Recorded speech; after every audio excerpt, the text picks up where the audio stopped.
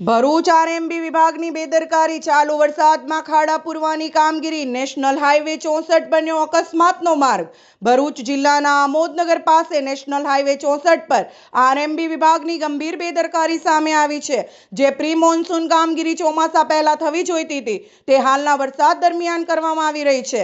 વરસાદના ખાડા પૂરવામાં આવતા મેટલ પાણીમાં વેડફાઈ ગયા છે, જેના કારણે કરોડો રૂપિયાનો સરકારી નાણાંનો દુરુપયોગ થયો છે।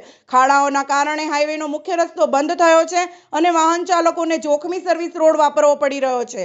અનેકવાર જાણ કરવા છતાં તંત્ર સજાગ થયું નથી।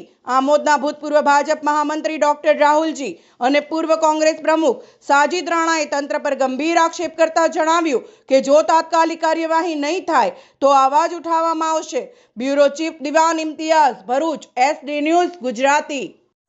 ભરૂચ જંબુસર આમોદને જોડતો નેશનલ 64 હાઈવે છે। આમોદ શહેરમાંથી પસાર થાય છે। આ રોડ પહેલાં 13 કરોડના ખર્ચે, ત્યારબાદ 7 કરોડના ખર્ચે બનાવવામાં આવેલો છે। આ રોડ જ્યારથી બનાવવામાં આવ્યો છે ત્યારથી વિવાદમાં પડેલો છે।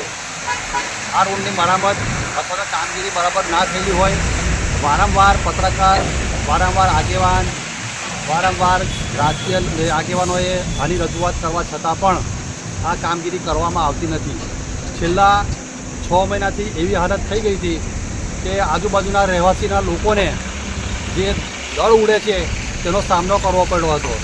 ત્યારે પણ અમે ફોનથી મૌખિક વાત કરેલી હતી સાહેબને કે આ રસ્તા ઉપર એટલો બધો દળ ઉડે છે, તમે કંઈક કરો।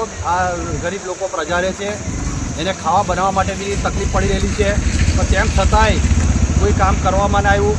વરસાદનો ટાઈમ છે। આ પહેલા વરસાદની અંદર આ રોડની હાલત આ થઈ ગયેલી છે। 2 ગાડીઓ ફસાયેલી છે।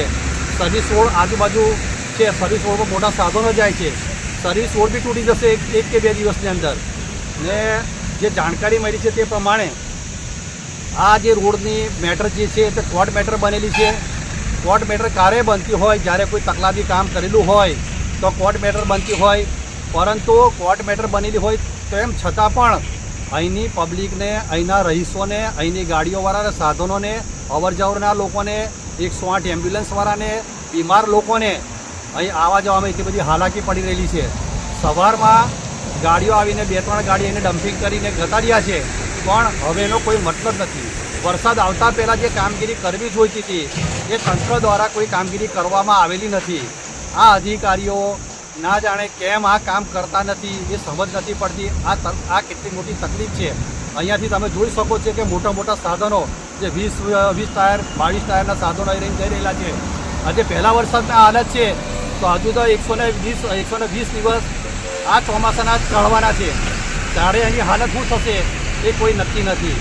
આ રોડ બજાર આમોદ શહેરને મધ્યમ કક્ષામાંથી નીકળેલો છે। નાના નાના બાળકો જાય છે, અવર જવર કરે છે, પબ્લિક અવર જવર કરે છે। આ ખાડાના હિસાબે કોઈ એક્સિડન્ટ થશે તેની જવાબદારી કોની? તંત્રએ આ કામગીરી કરવી જોઈએ। સરકાર પાસે પૈસા છે, આરએમબી વિભાગે જો પૈસા ના હોય તો સરકાર તેને માંગણી કરવી જોઈતી હતી અને આ કામ કરવું જોઈતું હતું। અત્યારે આ હાલત જુઓ તમે। હવે વરસાદ પડ્યા પછી તમે ડમ્પરથી થોડા માટી મેટલ કરીને જતા રહો છો તો એનાથી કોઈ કારણની નિરાકરણ આવતું નથી। આ જો ટૂંક સમયમાં કામગીરી વ્યવસ્થિત જો કરવામાં નહીં આવે તો રોડ પર, સડક પર લોકો ઉતરશે અને કોઈ મોટો એક્સિડન્ટ થશે તેની જવાબદારી તમામ જે તે અધિકારીની રહેશે।